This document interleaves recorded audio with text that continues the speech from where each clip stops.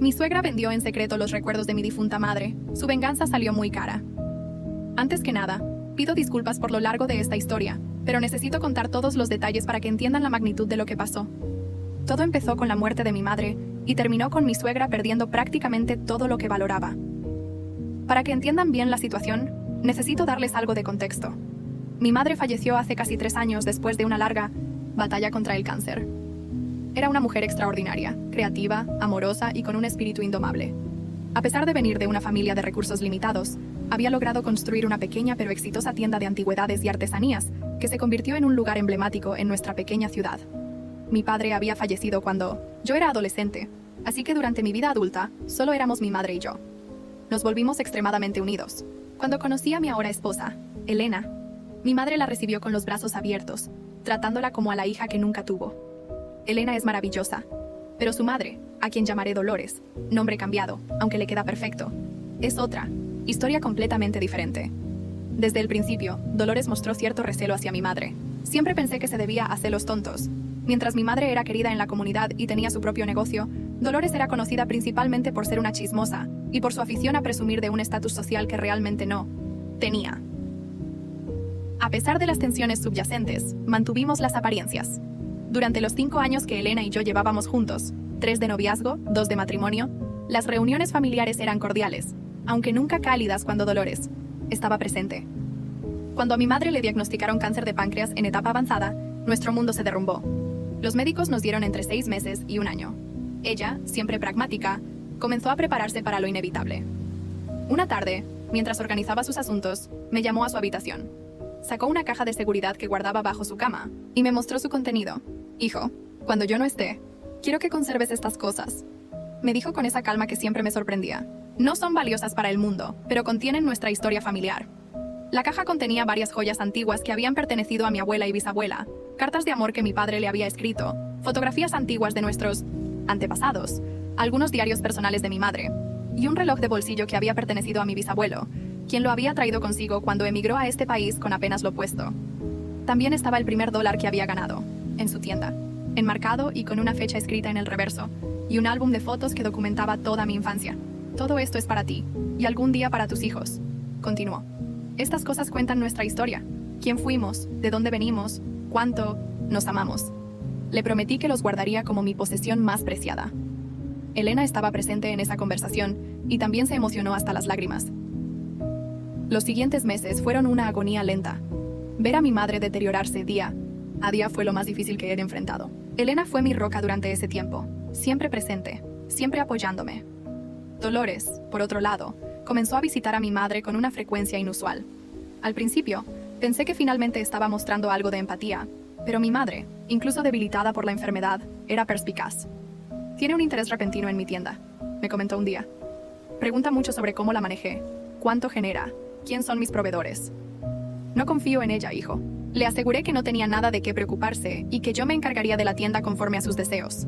Mantenerla funcionando si era viable, o venderla a alguien que respetara su legado si no podía manejarla junto con mi propio trabajo. En sus últimos días, mi madre insistió en que trajera la caja de recuerdos a su habitación en el hospital. Con manos temblorosas, revisó cada objeto una última vez, contándome historias asociadas a cada uno que yo ya había escuchado 1000 veces, pero que atesoraba como si fueran nuevas. Dolores, casualmente, apareció durante una de estas sesiones y mostró un interés desmedido en las joyas familiares. Mi madre, directa como siempre incluso en su lecho de muerte, le dijo: «Son para mi hijo y mis futuros nietos, Dolores. Parte de nuestra historia familiar». La mirada que vi en los ojos de Dolores debió alertarme, pero estaba demasiado consumido por el dolor para notarlo realmente. Mi madre falleció un martes por la tarde, sosteniendo mi mano y con una serena sonrisa en su rostro. El funeral fue numeroso. Parecía que medio pueblo había asistido para despedir a la querida dueña de la tienda de antigüedades, que siempre tenía un consejo amable o una taza de té para ofrecer. Dolores se comportó impecablemente durante el funeral, consolándome, visiblemente frente a todos, asegurándose de que la gente notara lo buena suegra que era. Elena estaba genuinamente destrozada. Ella y mi madre habían formado un vínculo real a lo largo de los años. Las semanas posteriores fueron un borrón de papeleo, visitas de condolencia y la abrumadora tarea de procesar mi duelo mientras lidiaba con los asuntos prácticos. La tienda fue cerrada temporalmente mientras decidía qué hacer. Elena sugirió que nos tomáramos un tiempo para que yo pudiera sanar antes de tomar decisiones importantes. Guardé la caja con los recuerdos de mi madre en nuestro dormitorio, en el fondo de mi armario. No me sentía emocionalmente preparado para revisarlos todavía, pero me reconfortaba saber que estaban allí. 3 meses después del fallecimiento de mi madre, finalmente me sentí con fuerzas para revisar sus pertenencias personales. Quería organizar sus cosas, quizás donar su ropa y empezar a pensar en el futuro de la tienda. Fue entonces cuando decidí también revisar la caja de recuerdos familiares. Al abrir mi armario, sentí como si el suelo desapareciera bajo mis pies. La caja no estaba donde la había dejado. Busqué frenéticamente por toda la casa, pensando que quizás la había movido en un momento de distracción. No estaba en ninguna parte. Le pregunté a Elena, quien también se preocupó y me ayudó a buscar. Después de varias horas de búsqueda infructuosa, comencé a considerar la posibilidad de un robo. Aunque nada más en la casa parecía faltar. ¿Quién entraría para robar únicamente una caja que, salvo por algunas joyas antiguas de valor más sentimental que monetario, no contenía objetos particularmente valiosos? Estaba a punto de llamar a la policía cuando mi teléfono sonó. Era un viejo amigo de mi madre, dueño de una casa de empeños en la ciudad vecina. Lamento molestarte en estos momentos, pero ocurrió algo extraño. Comenzó.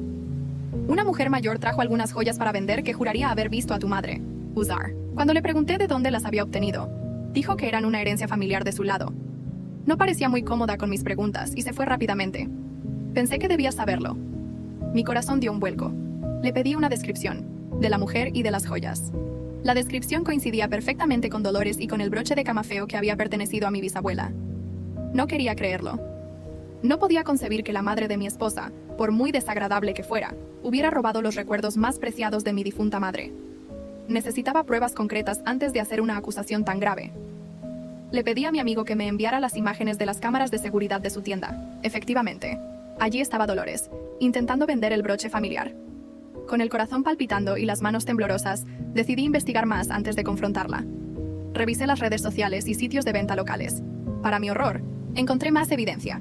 El reloj de bolsillo de mi bisabuelo estaba a la venta en un grupo de Facebook de coleccionistas, publicado por un perfil que, aunque usaba un nombre falso, mostraba la sala de estar de Dolores en las fotos. La prueba definitiva llegó cuando, fingiendo ser un comprador interesado, concerté una cita para ver el reloj. La dirección proporcionada era, efectivamente, la casa de mis suegros. No podía esperar más. Con las pruebas en mi teléfono, me dirigí a casa de mis suegros. Elena insistió en acompañarme, aunque le advertí que lo que podríamos descubrir destrozaría su imagen de su madre. Si hizo algo así, necesito saberlo, dijo con una determinación que reafirmó por qué me había casado con ella. Al llegar, Dolores nos recibió con su falsa cordialidad habitual. Su esposo, el padre de Elena, no estaba en casa, lo cual era preferible dada la delicada situación. Sin rodeos, le mostré las capturas de pantalla y le pregunté directamente si había tomado la caja con los recuerdos de mi madre. Su reacción inicial fue de indignación, negándolo todo y acusándome de estar trastornado por el dolor. Pero cuando le mostré la imagen de la cámara de seguridad, su rostro cambió. Esas cosas estaban desperdiciadas contigo, dijo finalmente, abandonando el teatro. Ni siquiera las habías tocado en meses. Antigüedades valiosas acumulando polvo mientras tú te lamentabas. Tu madre habría querido que se usaran, que se apreciaran. Elena estaba horrorizada. Mamá, ¿cómo pudiste? ¿Sabes lo que esos objetos significaban para ellos? Oh, por favor, espetó Dolores. Siempre fuiste igual de sentimental. Son solo cosas viejas. Además, esa mujer siempre me despreció, mirándome por encima del hombro con su tiendecita de baratijas pretenciosas. La verdad salió a la luz. Dolores había aprovechado una de sus frecuentes visitas amistosas a nuestra casa para llevarse la caja. Había vendido ya varias piezas y planeaba continuar con el resto. Devuélveme lo que queda, exigí, luchando por mantener la compostura. Dolores se encogió de hombros. La mayoría ya está vendido. Usé el dinero para comprarme ese bolso de diseñador que tanto quería y para un fin de semana en el spa. Después de todo lo que he tenido que soportar como suegra, me lo merecía. Elena estaba llorando ahora, una mezcla de vergüenza y furia. ¿Dónde está lo que queda, mamá? Dímelo ahora. A regañadientes, Dolores nos llevó a su habitación y sacó una bolsa de la parte trasera de su armario. Dentro estaban algunos de los objetos, el primer dólar enmarcado de la tienda, que aparentemente no tenía valor para ella, algunas fotografías familiares antiguas y uno de los diarios de mi madre.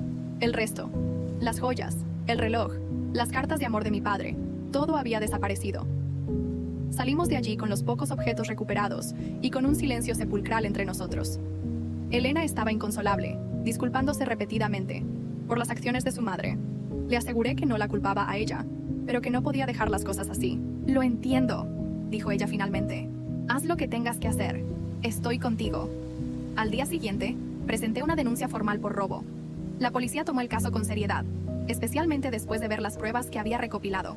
Se emitió una orden de registro para la casa de mis suegros. Durante el registro, encontraron no solo algunos objetos más de mi madre escondidos en el ático, sino también varias antigüedades que resultaron ser robadas de la tienda de mi madre. Al parecer, Dolores había comenzado a hurtar objetos incluso antes de que mi madre falleciera, durante sus visitas al hospital cuando la tienda quedaba al cuidado de un empleado de confianza. El padre de Elena, quien hasta entonces había permanecido, al margen de todo el asunto, quedó devastado al descubrir las acciones de su esposa. Más aún cuando la policía encontró documentos que revelaban que Dolores había estado desviando dinero de su cuenta conjunta durante años para alimentar su adicción a las compras de lujo. Dolores fue arrestada y formalmente acusada de robo y fraude. Su defensa inicial de que yo le había regalado los objetos se desmoronó rápidamente ante las pruebas. El fiscal estaba particularmente interesado en el caso debido a la crueldad inherente de robar recuerdos familiares a un hijo en duelo. Mientras Dino Desertis, tanto Elena y yo comenzamos la ardua tarea de intentar recuperar los objetos vendidos. Contratamos a un investigador privado que logró rastrear el reloj de mi bisabuelo hasta un coleccionista en otro estado. Las joyas familiares fueron más difíciles. Algunas habían sido fundidas ya para crear nuevas piezas. El padre de Elena, destrozado por las revelaciones sobre su esposa, decidió divorciarse. Décadas de matrimonio terminaron cuando comprendió la verdadera naturaleza de la mujer con quien se había casado. Nos confesó que siempre supo que Dolores era materialista y un poco envidiosa, pero nunca imaginó que llegaría tan lejos. La historia podría haber terminado allí, con Dolores enfrentando cargos criminales y el desprecio familiar. Pero hay algo que no les he contado aún. Mi madre, siempre previsora, había dejado un testamento extremadamente detallado. En ese testamento, sorprendentemente, había un párrafo específico sobre Dolores. Mi madre, quien aparentemente conocía bien el carácter de mi suegra, había escrito: si alguno de los objetos familiares que dejo a mi hijo fuera tomado, vendido o destruido por Dolores, apellido completo, es mi deseo que la estructura legal, establecida en el anexo C de este documento, sea implementada inmediatamente. Ese anexo C resultó ser una bomba legal que nadie vio venir. Verán, la tienda de antigüedades de mi madre era solo la parte visible de su patrimonio. Lo que pocos sabían, incluyéndome a mí hasta la lectura del testamento, era que mi madre había invertido inteligentemente a lo largo de los años. Más específicamente, había comprado propiedades estratégicas en nuestra pequeña ciudad. Una de esas propiedades era el edificio donde los padres de Elena tenían su negocio familiar, una pequeña pero rentable panadería que había sido su sustento por décadas. Mis suegros alquilaban el local sin saber que, durante los últimos 15 años, su casera había sido mi madre, quien utilizaba una empresa administradora como intermediaria. El anexo C estipulaba que, en caso de que Dolores actuara contra los intereses de su familia o los míos, la administración de esa propiedad pasaría directamente a mí, con instrucciones específicas de no renovar el contrato de arrendamiento de la panadería. Cuando el abogado me explicó esto, quedé atónito. Mi madre, siempre tan amable en apariencia, había establecido un mecanismo de protección, o de venganza, que nadie habría imaginado. Tu madre era una mujer excepcional, comentó el abogado. Me dijo que esperaba que esto nunca fuera necesario, pero que prefería dejar las cosas claras por si acaso. Me encontré ante un dilema ético. Implementar el anexo C significaba esencialmente destruir el negocio familiar de Elena. Un negocio en el que ella había crecido y que ahora su padre manejaba solo. Hablé con Elena sobre la situación. Para mi sorpresa, después de la conmoción inicial, ella fue firme. Mi madre robó los recuerdos más preciados de tu familia en el momento más vulnerable de tu vida, dijo. No puedo defender lo que hizo. Y aunque amo a mi padre y la panadería, quizás esto sea necesario para que ella entienda realmente lo que ha hecho. Después de mucha reflexión, llegamos a una solución intermedia. Le ofrecí al padre de Elena comprar el edificio a un precio justo, permitiéndole así mantener la panadería pero rompiendo cualquier vínculo comercial con Dolores. Él aceptó, agradecido por la oportunidad de preservar el negocio familiar mientras navegaba su propio proceso de divorcio. Como parte del acuerdo, establecimos que Dolores no podría participar ni beneficiarse de la panadería de ninguna manera. El juicio contra Dolores fue rápido. Con las pruebas acumuladas, se declaró culpable para obtener una sentencia reducida, 1 año de prisión y 3 de libertad condicional, además de una orden de compensación financiera. La verdadera sentencia, sin embargo, fue social. En nuestra pequeña comunidad, donde mi madre había sido querida y respetada, Dolores se convirtió en una paria. Las mismas personas ante las que tanto había presumido ahora le daban la espalda. Sus amistades de alcurnia desaparecieron cuando su reputación se hundió. El divorcio le dejó mucho menos de lo que esperaba económicamente. El juez, conociendo los detalles del caso, fue particularmente severo en la distribución de bienes. Su adicción a proyectar un estatus socioeconómico que no poseía la había dejado con deudas considerables que ahora debía enfrentar sola. Mientras cumplía su sentencia, logramos recuperar algunas piezas más de la herencia familiar. El reloj de mi bisabuelo volvió a casa, al igual que 2 de las joyas antiguas. Las cartas de amor de mi padre, sin embargo, nunca aparecieron. Dolores confesó finalmente que las había quemado en un ataque de rabia cuando no pudo venderlas por el precio que esperaba. Han pasado casi 2 años desde entonces. Dolores salió de prisión hace unos meses, pero Elena ha mantenido el contacto al mínimo. Entendí que, a pesar de todo, seguía siendo su madre, y respeto su decisión de no cortar completamente los lazos. El padre de Elena ha reconstruido su vida. La panadería prospera bajo su dirección, y recientemente comenzó a salir con una amable viuda de la comunidad. Nos visita regularmente y se ha convertido en un verdadero padre para mí, algo que nunca esperé tener de nuevo después de perder al mío. En cuanto a nosotros, decidí reabrir la tienda de antigüedades de mi madre. Elena dejó su trabajo anterior para ayudarme a manejarla. Fue una decisión sorprendente para ambos, pero sentimos que era la forma correcta de honrar el legado de mi madre. Lo más increíble es que, hace 6 meses, Elena dio a luz a nuestra primera hija. Le pusimos el nombre de mi madre. En su habitación, en una pequeña estantería protegida con vidrio, exhibimos los recuerdos familiares que logramos recuperar. Algún día le contaremos su historia. A veces me pregunto si mi madre sabía lo que pasaría. Si aquella advertencia sobre Dolores en su testamento fue una corazonada, o si realmente vio a través de la fachada de mi suegra desde el principio. Sea como fuere, su previsión nos protegió, cuando más lo necesitábamos. La venganza, dicen, es un plato que se sirve frío. Pero esto no se sintió como venganza en el sentido tradicional. Se sintió como justicia, como el restablecimiento de un equilibrio que había sido brutalmente perturbado. Dolores buscó herir donde más dolía, atacando no el valor material sino el sentimental, la conexión con el pasado, con mis raíces. No entendió que al hacerlo, estaba cortando también las suyas propias. Hoy, mientras veo a mi hija crecer rodeada de amor y de historias familiares, me doy cuenta de que los objetos, aunque importantes como vínculos con nuestro pasado, no son lo fundamental. Lo verdaderamente valioso es la integridad con la que vivimos y las relaciones que construimos. Mi madre lo sabía. Y ahora, gracias a sus lecciones, espero poder transmitirlo a la siguiente generación. Y Dolores, bueno, supongo que aprendió, de la manera más difícil, que algunas ventas resultan demasiado caras, sin importar el precio que creas haber obtenido. ¡Wow! No esperaba que esta historia generara tanta respuesta. Gracias a todos por su apoyo y comentarios. Para responder algunas preguntas frecuentes. Nana, ¿has perdonado a Dolores? El perdón es un proceso, y estoy trabajando en ello por mi propio bienestar y el de mi familia. No creo que volvamos a tener una relación cercana, pero estoy en paz con lo sucedido. ¿Qué pasó con el empleado de la tienda? Sigue trabajando con nosotros. No tenía manera de saber lo que Dolores estaba haciendo durante sus visitas. ¿Tu madre realmente planeó esto como venganza? Prefiero pensar que era más una protección que una venganza. Conocía a Dolores lo suficiente como para saber que necesitábamos un respaldo. ¿Intentaron terapia familiar? Elena y su padre han asistido allí a algunas sesiones juntos. Dolores se ha negado hasta ahora, insistiendo en que fue la verdadera víctima de toda la situación. ¿Estás escribiendo un libro sobre esto? No lo había considerado, pero varios de ustedes lo han sugerido, tal vez algún día. Actualización. 1 año después. Ha pasado 1 año desde mi publicación original y muchos me han pedido una actualización.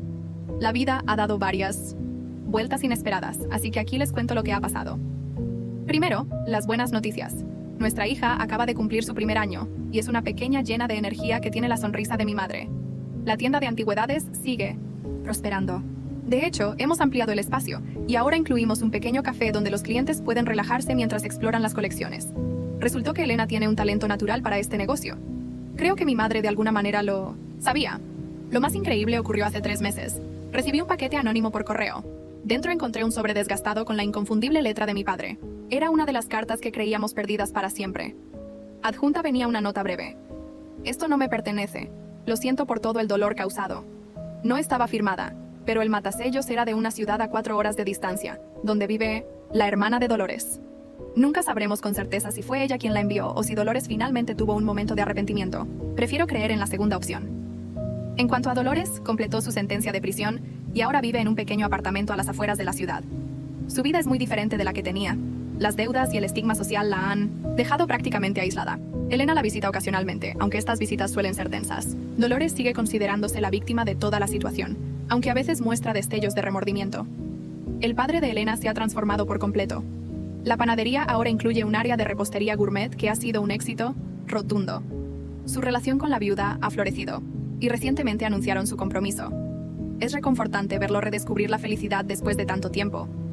Lo más sorprendente ha sido el descubrimiento de más planes contingentes de mi madre. El abogado me contactó hace unos meses con otra revelación. Mi madre había establecido un fideicomiso educativo para sus futuros nietos, con instrucciones específicas de que se revelara cuando tuviéramos nuestro primer hijo. Incluso en eso, pensó. También hemos recuperado algunas piezas más de la herencia familiar. Un coleccionista que había comprado uno de los broches contactó con nosotros después de leer sobre el caso en un periódico local. Insistió en devolverlo sin compensación, diciendo que objetos con tanta historia familiar deberían permanecer donde pertenecen. En un giro irónico, algunos de los antiguos amigos de Dolores ahora son clientes regulares de nuestra tienda. Vienen, compran y discretamente preguntan sobre ella. La naturaleza humana es fascinante.